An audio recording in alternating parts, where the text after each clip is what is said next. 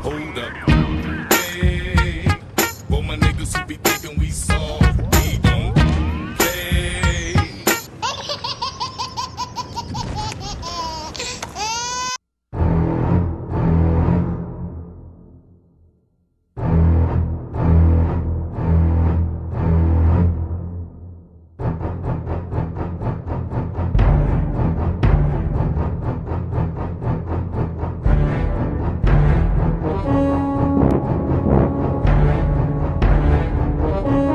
You got knocked the fuck out, man! Bitch, I hope the fuck you do. You'll be a dead son of a bitch, I tell you that.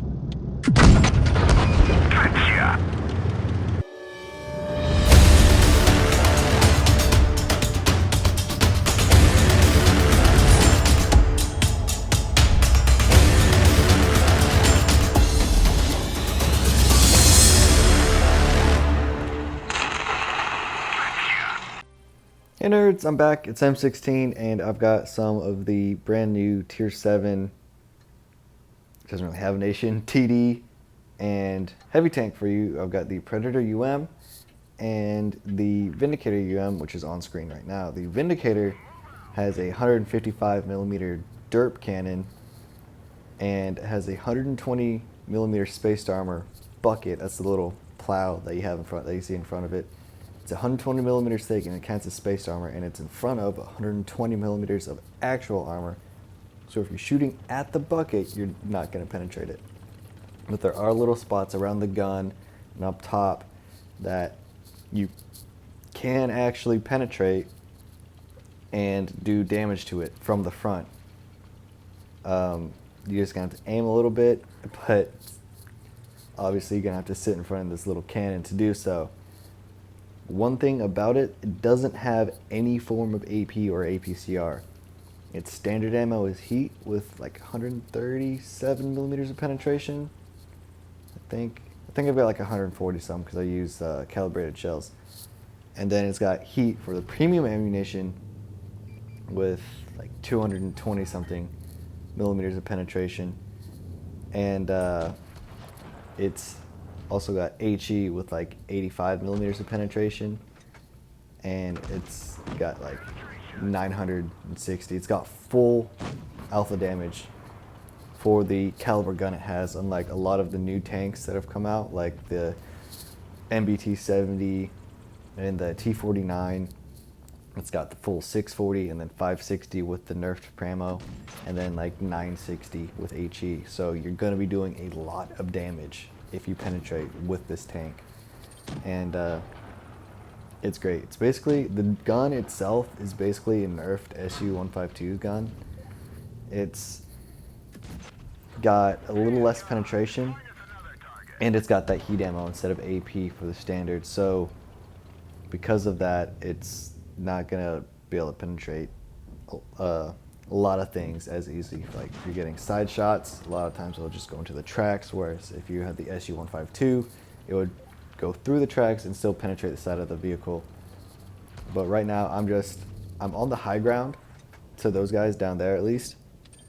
So when they're looking up at me, that really does a lot to negate the weaknesses of this tank, because the weak spots pretty much are up top, like on the very top of the tank, because you can see that little cupola, and the spots that are like right above the gun where there's a gap in the bucket, that's where you're going to be damaging this tank if you're shooting at it from the front. If it's turned at all, shoot it inside, it's going to go in. It's got terrible sides and rear. But frontally, you're going to have to shoot like right above the gun or the cupola, and if you're not shooting at that, it's not going to go in. There's a little tiny gap for like I guess it would be like a driver's viewport, but you're not going to want to shoot there. You're going to want to shoot at the actual area above the gun. And what I have noticed is this actually has really, really good dispersion values on the move. It doesn't seem to get much bigger than it normally is while you're turning the tracks. So that's something to be careful of, because if you're trying to just sneak by it and not get derped, it's probably not going to happen, because it does have really good dispersion while turning the tracks, or at least that's been my impression of it. It doesn't seem like the bloom is very large while you're turning. Anyways, I think that was my first, no, that was my second game in the Vindicator. My first game, my team was terrible and I just got surrounded and died after doing like 2,000 damage. Or probably like 1,500. Anyways, yeah, so if you get it in a good spot, it's almost impenetrable, but you will still get penned, so you do have to be aware of that. This was in the same play session. I don't remember what game it was, probably like 6 or something. And this is gonna show you that it is not impenetrable, but it will still bounce a lot of shots. And it's gonna show you that this can be pretty fun. Anyways, it doesn't go very fast. It goes 30 kilometers an hour on flat ground, perfectly straight. It turns kind of slow. It's not too bad though. It can still keep up with some medium tanks and maybe a light if you start turning right away, like before it gets on you. But if you know which way they're gonna try and go around, you just start turning already, and then you'll be okay. But see, right now I'm below that Panther, so if he was gonna try and shoot at me, if I was aiming at him, there, he just shot my side. But if I was aiming at him, and then I'd bounce off the BK, so yeah, there's that. That's what the heat ammunition will do to you. You'll get eaten by the tracks.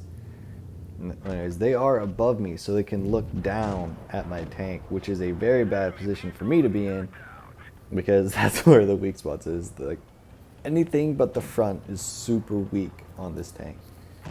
So what I'm doing is I'm trying to scoot up so they can't shoot me when they're getting at my sides. And another thing is it's got 2 degrees of gun depression.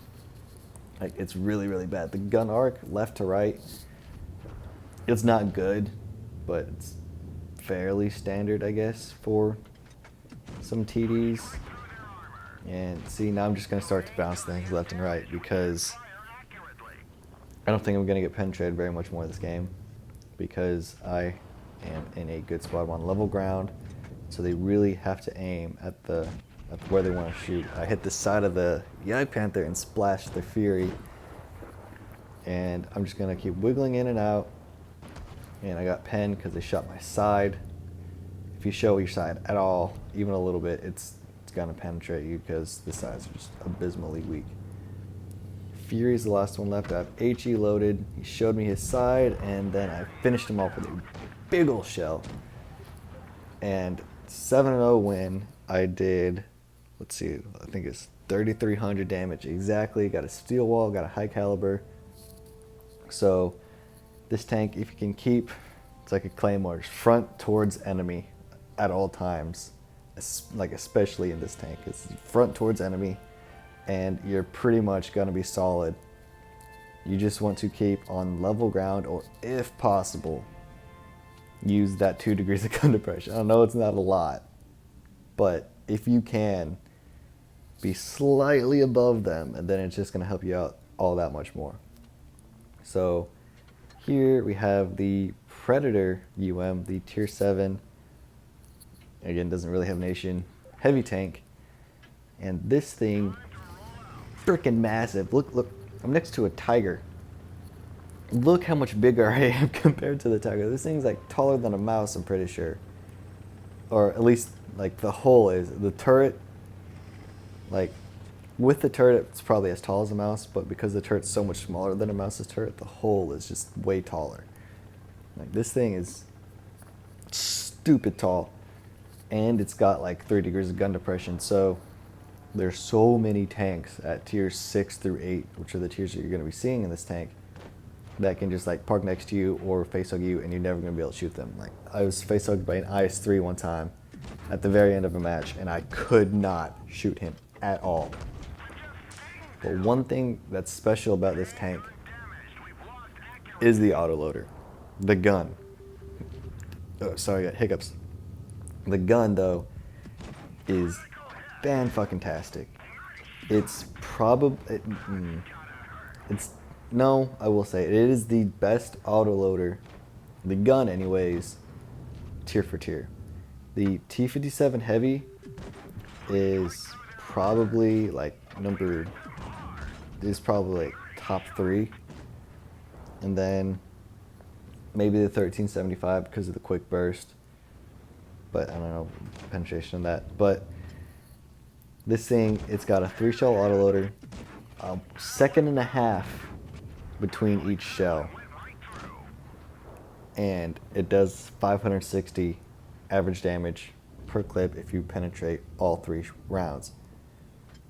The armor on this does leave a bit to be desired, but as you can see, you can make it work. It's got about 130 millimeters frontally, which is it's between the low and the Tiger 2 for hull armor wise. But again, the armor, it's not the selling point of this tank. The selling point of this tank is the fantastic gun. I'm averaging more than a lot of my tier 8s in this tank just because the gun is that good. The tank itself is garbage. It's not quick. It doesn't have a lot of acceleration. You have abysmal gun depression. And because you're so tall, you can't hide it, so it's got a terrible camo value. And if things are close to you, you can't shoot them at all. But the gun is the saving grace of this tank, and it's freaking incredible. Like, I love the gun. If you can make the tank work around the gun, like any good Blitz player should be able to do, then you're going to do perfectly fine in the Predator UM. Now for the last replay I have today, it is Copperfield, obviously, and again, Predator UM. So, tell the mediums and lights to flank, like mediums and lights are supposed to do, and then I'm going to go attempt to mess up the days of all the enemies in front of me. And that is, that's a T29. A very good spot for a T29 to be, so I do not want to mess with them currently. And I'm going to go see what I can do on the other side of this little hill. And give me 1S. Tiger, and not missed. Okay. Well, bounced a shot and put 2 shots in, so I'll take it.